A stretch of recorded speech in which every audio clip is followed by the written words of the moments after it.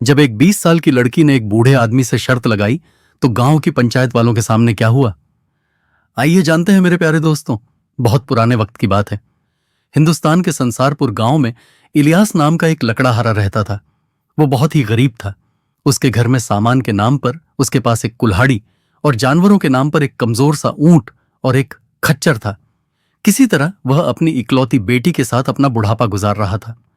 एक दिन लकड़हारे ने अपने कमजोर से ऊंट पर लकड़ी का गट्ठ लादा और अपनी बेटी से बोला, बेटी, मैं शहर जा रहा हूं, शाम तक आ जाऊंगा। अगर मेरी सारी लकड़ियां बिक गईं तो तुम्हारे लिए कोई अच्छा सा सामान खरीद लाऊंगा। बेटी बोली, आपकी मुराद पूरी हो बाबा, पर जरा होशियार रहना, क्योंकि बाजार में बहुत सारे लुटेरे लोग होते हैं। वहां कुछ लोग लूट कर पैसा बनाते हैं और कुछ लूट जाते हैं। लकड़ी बेचकर जल्दी से घर वापस आ जाना। मैं खाना बनाकर आपका इंतजार करूंगी। इलियास ने कहा, ठीक है बेटी, मैं तुम्हारी बात याद रखूंगा। लकड़हारा ऊंट पर लकड़ियों का गट्ठर लाद कर बाजार की तरफ रवाना हो गया। कुछ देर बाद शहर में पहुंचकर एक तरफ खड़ा हो गया और आवाज लगाने लगा, लकड़ियां ले लो, सूखी लकड़ियां ले लो। काफी देर के बाद एक सेठ की नजर उस लकड़हारे के ऊपर पड़ी। सेठ बहुत कंजूस था। सोचने लगा, इस फटीचर बूढ़े को तो आसानी से ठगा जा सकता है। वैसे भी वह शक्ल से ही पैदाइशी बेवकूफ लगता है। यह सोचकर वो लालची सेठ लकड़हारे के पास पहुंचकर बोला, ए लकड़ी वाले, क्या ये लकड़ियां बेचोगे? इलियास ने कहा, बिल्कुल बेचनी है साहब, लेकिन आप कीमत क्या देंगे? सेठ ने कहा, तुम ही बताओ, क्या कीमत लोगे? इलियास ने शर्माते हुए कहा, RS2 दे देना। सेठ ने कहा, यह सौदा तो महंगा है। खैर, क्या तुम RS2 दे देना। लकड़ियां जैसे हैं वैसे ही बेचोगे, यानी उसी तरह बेचोगे। कोई परेशानी तो नहीं होगी? इलियास लकड़हारा बोला, बेच दूंगा साहब, भला इसमें मुझे क्या परेशानी हो सकती है? तो फिर ठीक है, ये लो RS2 और अपने इस मरियल ऊंट को लेकर मेरे पीछे आ जाओ। ठीक है साहब जी। RS2 लेने के बाद लकड़हारा इलियास अपने ऊंट को लेकर सेठ के पीछे चल पड़ा। आज तो कमाई अच्छी हुई है, सोचते हुए लकड़हारा सेठ के पीछे खुश होता हुआ चला जा रहा था।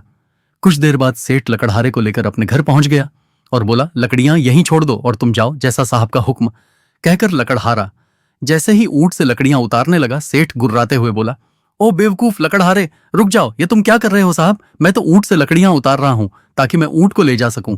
सेठ बोला, अरे बड़ा बदमाश है, क्या तुझे अपनी जुबान याद नहीं, जो तूने लकड़ियां बेचते वक्त मुझसे की थी?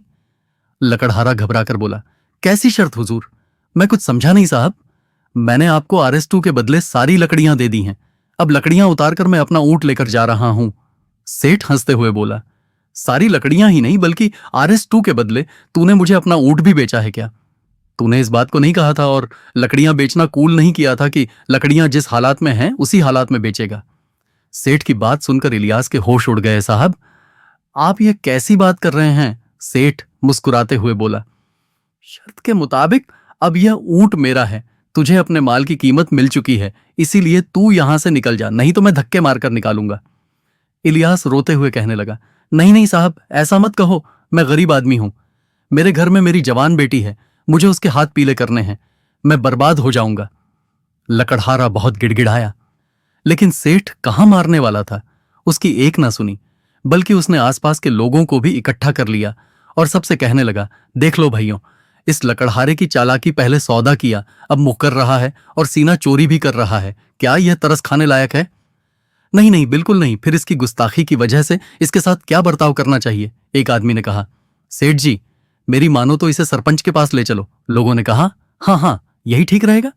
लोगों के कहने पर सेठ आदमी लकड़हारे को सरपंच जी के पास ले गया, जो कि उस सेठ का गहरा दोस्त था, और उसने सरपंच को सारा किस्सा सुनाया।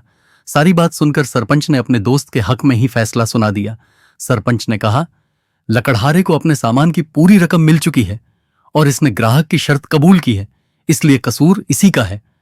अब ऊंट पर लकड़हारे का कोई हक नहीं। इलियास दुखी मन से सोचता हुआ जा रहा था, ओहो, गरीब के लिए यहां भी इंसाफ नहीं है। बेचारा इलियास अपने किस्मत पर आंसू बहाता हुआ अपने घर पहुंच गया तो लकड़हारे की बेटी नूर ने अपने बाबा की आंखों में आंसू देखकर पूछा, बा, सब ठीक तो है? लकड़हारा लंबी सांस खींचकर बोला, क्या बताऊं बेटी, हमारे तो नसीब ही फूटे हैं। वैसे ही हमारे पास कुछ नहीं था, आज हमारा ऊंट भी हाथ से निकल गया। इलियास ने सारी कहानी नूर को सुनाई। सारी बातें सुनकर नूर ने अपने बाबा की हौसला अफजाई करते हुए कहा, तुम फिक्र ना करो बाबा, सब ठीक हो जाएगा। अल्लाह के घर देर है। पर अंधेर नहीं खाना खाकर दोनों बाप बेटी सो गए।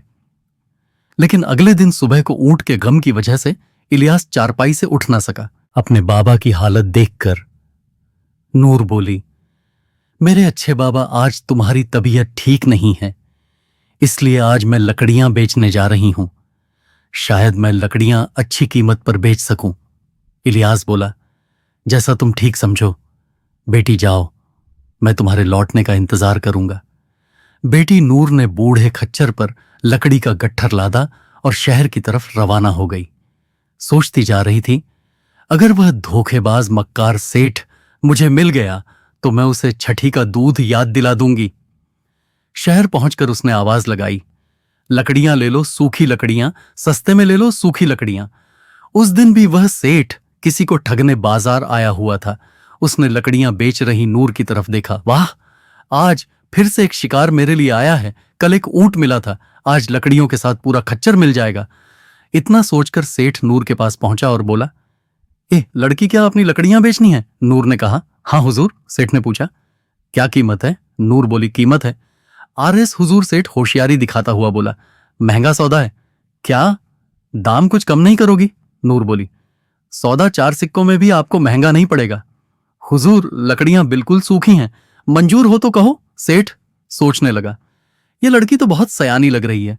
खैर कोई बात नहीं, जल्दी इसकी सारी होशियारी निकल जाएगी। सेठ सोच ही रहा था कि नूर बोल पड़ी, क्या सोचने लगे साहब? जल्दी बताइए वरना मैं किसी दूसरे को आवाज दूं।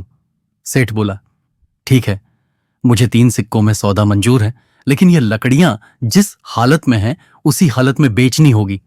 क्या तुम्हें मंजूर है? धनी की बात सुनकर नूर चौंक गई। हो, तो ये वही मक्कार ठग सेठ है। आज इसकी खैर नहीं, ऐसा बदला लूंगी कि जिंदगी भर नहीं भूलेगा। नूर सोच ही रही थी कि तभी सेठ बोल पड़ा, अरे लड़की, जवाब जल्दी दो, मेरे पास फालतू वक्त नहीं है। ठीक है हुजूर, बेच दूंगी, लेकिन मेरी भी एक शर्त है कि आप भी मुझे पैसे उसी हालत में देंगे जिस हालत में वे होंगे। नूर की बात सुनकर सेठ थोड़ा हैरान रह गया, लेकिन फिर मुस्कुराता हुआ बोला, ठीक है, मुझे तुम्हारी शर्त मंजूर है। देर ना करके अपने खच्चर को मेरे पीछे पीछे लेकर चलो। नूर अपने खच्चर को सेठ के पीछे पीछे लेकर चलने लगी। धोखेबाज कहीं का अपने आप को बड़ा होशियार समझ रहा है, जब हकीकत सामने आएगी तो खून के आंसू रोएगा। नूर सोचते हुए सेठ के घर पहुंच गई और पूछने लगी, हुजूर, लकड़ियां कहां रखूं? सेठ बोला, अरे मूर्ख लड़की, तूने क्या सौदा किया था? भूल गई तो मैं याद दिलाऊंगा। नूर अफसोस करते हुए बोली, सेठ जी, मैं तो बिल्कुल ही भूल गई थी, माफी चाहती हूं, अभी खच्चर बांध देती हूं। और नूर ने चुपचाप खच्चर को खंभे से बांध दिया। आपका काम हो गया हुजूर, लाइए अब मुझे भी मेरी कीमत दे दीजिए। जरूर लो, संभालो अपने सौदे की कीमत। ठहरो साहब, ये आप क्या कर रहे हैं? तो सौदे के हिसाब से आपने लकड़ियां जिस हालत में थीं उसी हालत में खरीदी, और लकड़ियों के साथ साथ मेरा खच्चर भी आपको मिल गया।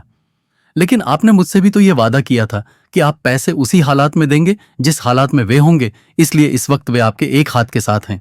इसलिए आप सिक्कों के साथ साथ अपना एक हाथ भी मुझे दीजिए, और शर्त और सौदे के मुताबिक आपको ऐसा करना ही पड़ेगा। लयम सिक्कों के साथ अपना एक हाथ भी दीजिए। नूर की बात सुनकर सेठ के होश फाख्ता हो गए और सेठ घबराकर बोला, क्या बक रही है?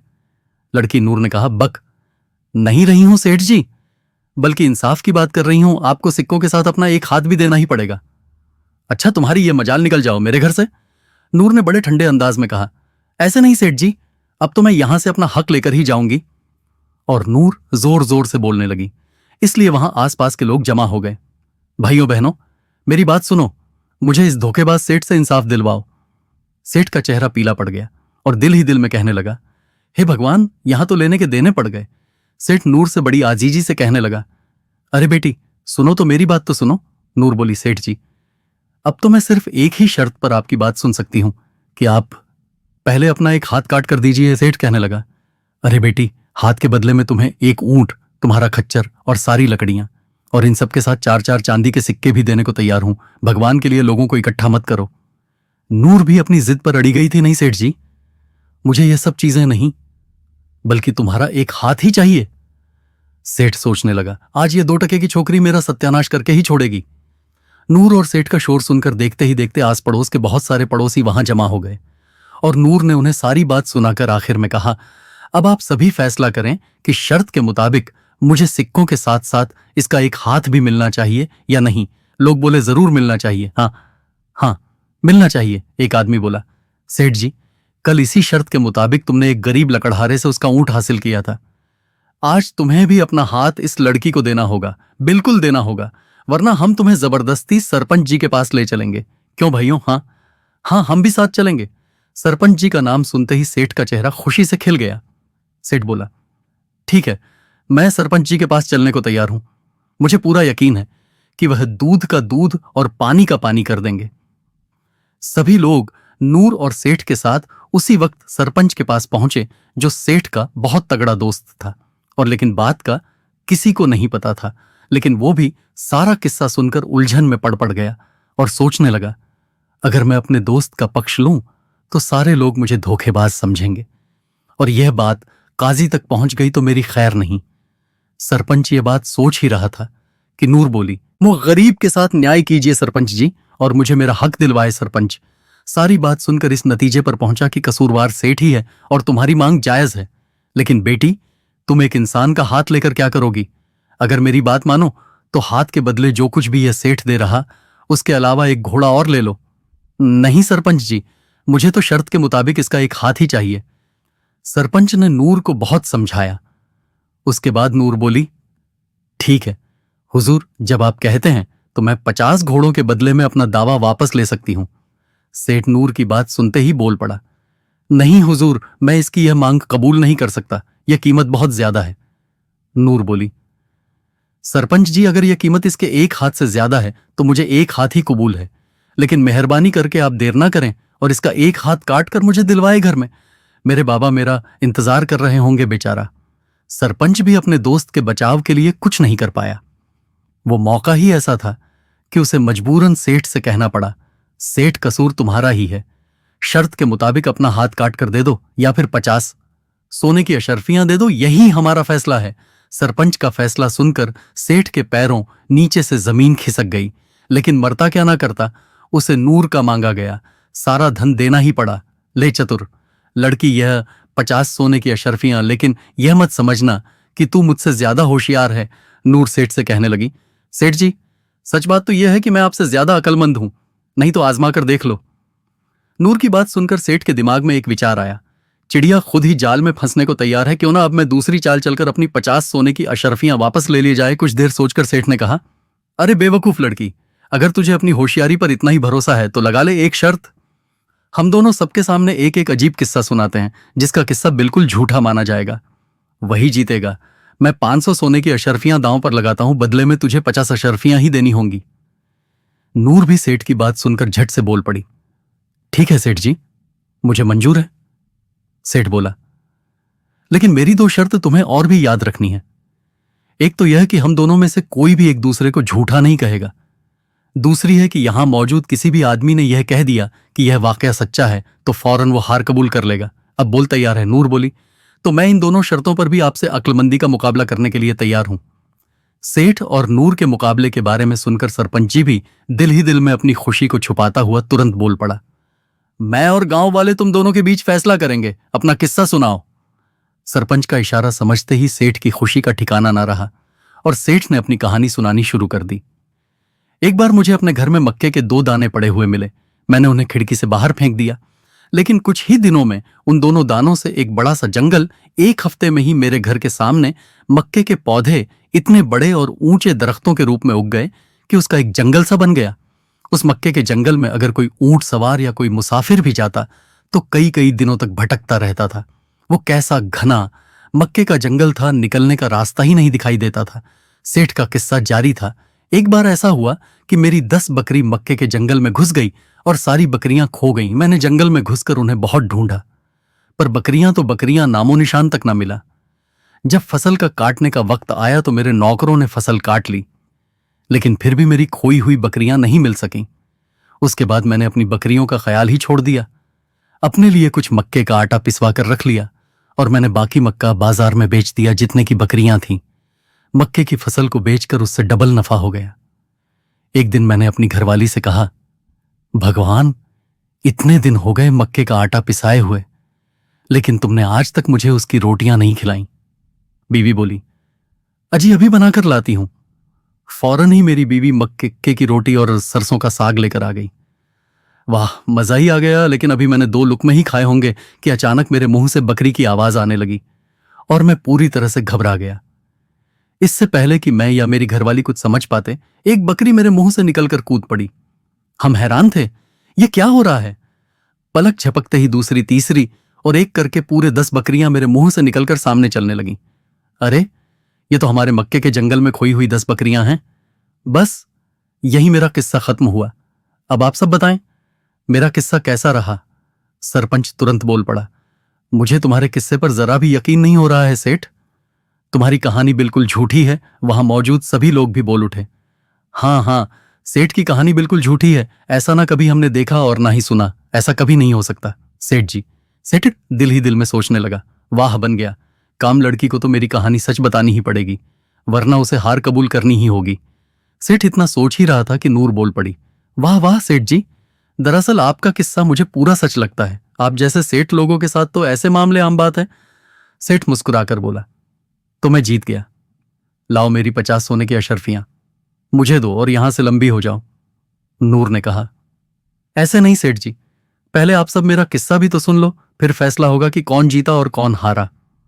सरपंच ने हुक्म दिया, ठीक है तो सुनाओ तुम भी अपना किस्सा। नूर ने अपना किस्सा सुनाना शुरू कर दिया।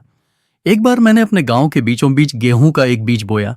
अगले दिन उस जगह पर बादलों तक ऊंचा गेहूं का पौधा निकल आया और उसकी छांव पहाड़ों पर भी पड़ने लगी। सब गांव वाले तारीफ करने लगे।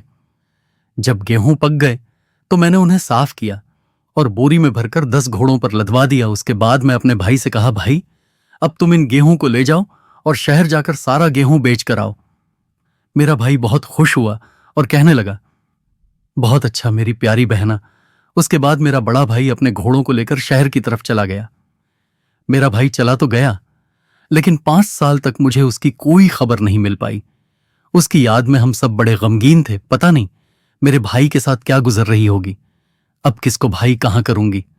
लेकिन सरपंच जी, अभी कुछ ही दिन पहले मुझे उड़ती हुई खबर मिली कि रास्ते में किसी आदमी ने उसे लूट मारकर खत्म कर दिया। नूर की कहानी सुनकर सरपंच समेत वहां के सारे आदमी चौंक पड़े।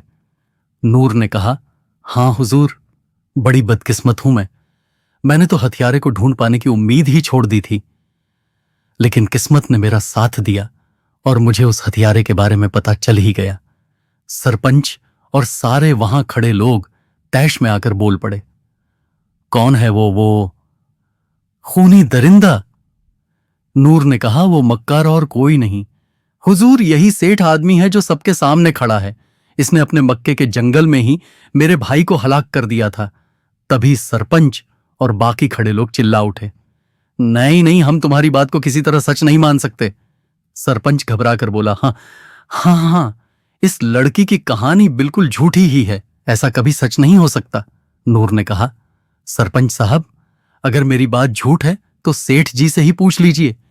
नूर की बात सुनकर बेचारे सेठ की आंखों के सामने अंधेरा छा गया। हो, मैं तो बहुत बुरा फंसा अपने ही जाल में। अगर मैं इसकी बात को झूठ कहूं तो मुझे इस लड़की को 500 अशर्फियां देनी होंगी, और अगर सच कहूं तो उससे भी बुरा होगा। यह लड़की अपने मरे हुए भाई का हर्जाना मांगेगी, साथ ही साथ गेहूं से लदे 10 घोड़े भी मुझे ही देने पड़ेंगे, और हो सकता है मुझे फांसी पर भी लटका दिया जाए। सेठ अपने आप को कोसता हुआ सोच ही रहा था कि नूर बोल पड़ी, क्या सोच रहे हो सेठ जी, जल्दी कहिए, मैं झूठ बोल रही हूं या फिर सच। नूर की कहानी जल्दी ही सरपंच की समझ में भी आ गई। सरपंच सोचने लगा, इस लड़की ने तो बड़ी होशियारी से मेरे दोस्त को फंसा दिया। इसे झुठला भी नहीं सकते क्योंकि यहां बहुत सारे लोग मौजूद हैं। मैं चाहकर भी बाहर अपने दोस्त की कोई मदद नहीं कर सकता। सरपंच सोच रहा था कि सेठ ने उम्मीद भरी नजरों से अपने दोस्त सरपंच की तरफ देखा तो सरपंच को बोलना ही पड़ा, मेरी तरफ मत देखो सेठ जी, जल्दी से जवाब दीजिए, लड़की सच बोल रही या झूठ। बेचारे सेठ के सब्र का पैमाना टूट गया और वो फूट फूट कर रोते हुए चीखने लगा और कहने लगा, रब करे तेरी जुबान कटकर गिर जाए झूठी लड़की, तू बिल्कुल झूठ बोलती है, बड़ी झूठी। यह सुनते ही नूर मुस्कुराकर बोली, इसका मतलब मैं चतुराई के मुकाबले में आपसे जीत गई। लाओ मेरी 500 अशर्फियां दीजिए। मुझे सेठ ने चुपचाप 500 सोने की अशर्फियां नूर को दे दी और अशर्फियों से भरी थैली उसकी तरफ बढ़ा दी और सेठ ने नूर से कहा, ये लो 500 सोने की अशर्फियों की थैली और फौरन यहां से चली जा, वरना मैं इसी वक्त तेरी गर्दन दबा दूंगा, चाहे बाद में मेरे साथ जो कुछ भी हो। नूर ने मुस्कुराते हुए कहा, मैं तो जा रही हूं सेठ जी, लेकिन मेरी 2 बातें अपनी जिंदगी में हमेशा याद रखना। पहली यह कि किसी भी कमजोर और गरीब पर जुल्म मत करना, और दूसरी यह कि किसी को भी कम उम्र समझकर उससे अक्लमंदी के मामले में शर्त मत लगाना, वरना वो तुम्हारी जिंदगी की सबसे बड़ी गलती हो सकती है। बेचारा सेठ अपने के पर पछताने के अलावा उसके पास दूसरा कोई रास्ता नहीं बचा, और नूर सेठ से अपनी जीती हुई सोने की अशर्फियां लेकर अपने घर आ रही थी। उसका बाप दरवाजे के बाहर टकटकी लगाए अपनी बेटी का इंतजार कर रहा था। अपनी बेटी को देखकर इलियास की खुशी का ठिकाना नहीं रहा, लेकिन अपनी बेटी को बिना गधे के वापस लौटते देखकर उसे बड़ा झटका लगा। अरे उसके साथ तो गधा है ही नहीं, कहीं मेरे जैसे उसके साथ भी तो नहीं हो गया, सोचकर बेचारे लकड़हारे का दिल कांपने लगा। लेकिन जब नूर ने उसके पास पहुंचकर सारी कहानी सुनाई और 550 सोने की अशर्फियां दिखाई तो लकड़हारे की खुशी का ठिकाना ना रहा था। इलियास लकड़हारा खुशी से बोल पड़ा, मेरी प्यारी बेटी, मैं आज तक नहीं समझ पाया था कि मेरी बेटी इतनी समझदार और बड़ी हो गई है। उसके बाद लकड़हारे ने गांव में बड़ी सी हवेली बनाई और अपनी बेटी की बड़ी धूमधाम से शादी कर दी और अपने दामाद को घर जमाए रख लिया। उसके बाद तीनों खुशी खुशी अपनी जिंदगी गुजारने लगे। तो दोस्तों, ये थी आज की कहानी। पसंद आई हो तो लाइक करें और चैनल को सब्सक्राइब करें, बेल आइकन का बटन भी दबाएं। शुक्रिया।